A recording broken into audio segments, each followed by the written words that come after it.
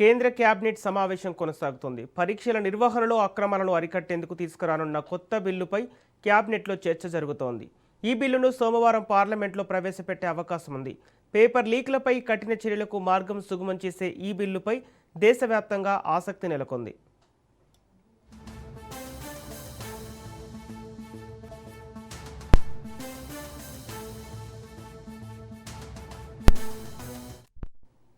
కేంద్ర కేబినెట్ సమావేశం కొనసాగుతుంది. పరీక్షల నిర్వహణలో అక్రమాలను అరికట్టేందుకు తీసుకురానున్న కొత్త బిల్లుపై కేబినెట్లో చర్చ జరుగుతోంది. ఈ బిల్లును సోమవారం పార్లమెంట్లో ప్రవేశపెట్టే అవకాశం ఉంది. పేపర్ లీక్లపై కఠిన చర్యలకు మార్గం సుగమం చేసే ఈ బిల్లుపై దేశవ్యాప్తంగా ఆసక్తి నెలకొంది.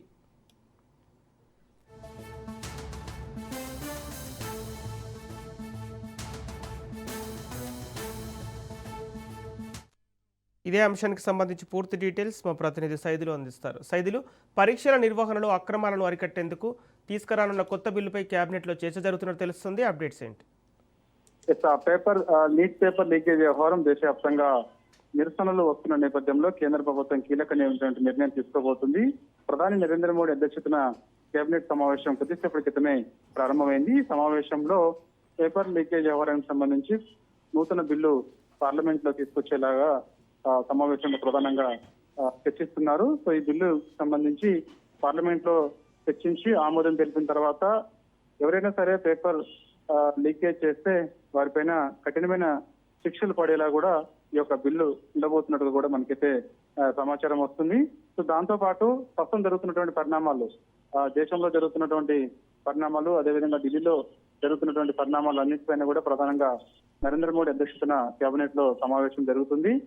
లీడ్ పేపర్ లీకేజ్ వ్యవహారానికి పూర్తి బాధ్యత వహిస్తూ విద్యాశాఖ మంత్రి ఉన్నటువంటి ధర్మేంద్ర ప్రధాన్ రాజీనామా చేయాలని పెద్ద ఎత్తున నిరసనలు, అదేవిధంగా డిమాండ్స్ వినిపిస్తున్న నేపథ్యంలో ఈ అంశం కూడా చర్చకొచ్చే అవకాశం అయితే కనిపిస్తుంది. కాబట్టి ఇప్పటికే ప్రధాని నరేంద్ర మోడీ దీనిపైన స్పందిస్తూ ఆయన ఎక్స్ వేదికగా ఒక వీడియో విడుదల చేశారు. సో పేపర్ లీకేజ్ వ్యవహారం బాధాకరమే. సో ఈసారి విద్యార్థుల భవిష్యత్తుకు సంబంధించి కఠినమైన నిర్ణయాలు తీసుకునేందుకు కేంద్ర ప్రభుత్వం ఖచ్చితంగా సంసిద్ధంగా ఉంటుంది. విద్యార్థులు ఎవరు కూడా ఆందోళన చెందాల్సిన అవసరం లేదు. ఇప్పటికే నిందితులను గుర్తించాము, వారిపైన కఠినమైన చర్యలు తీసుకుంటాము.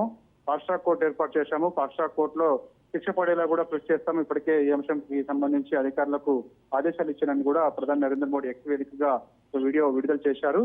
సో ఇప్పుడు మా ప్రధాని నరేంద్ర మోడీ అధ్యక్షతన కీలకమైనటువంటి కేబినెట్ సమావేశం జరుగుతుంది. కాబట్టి సమావేశంలో కొత్త బిల్లు తీసుకొచ్చేందుకు కేబినెట్ లో ప్రధానంగా చర్చ జరుగుతుంది. కాబట్టి దేశవ్యాప్తంగా పేపర్ ఎగ్జామ్ సంబంధించి, అంటే ఏ ఎగ్జామ్ నిర్వహించినప్పటికీ కూడా అది చాలా స్ట్రిక్ట్ గా ఎగ్జామ్ నిర్వహించాలని చెప్పేసి ఈ బిల్లులో ప్రధానంగా పేర్కొనే అవకాశం అయితే కనిపిస్తుంది.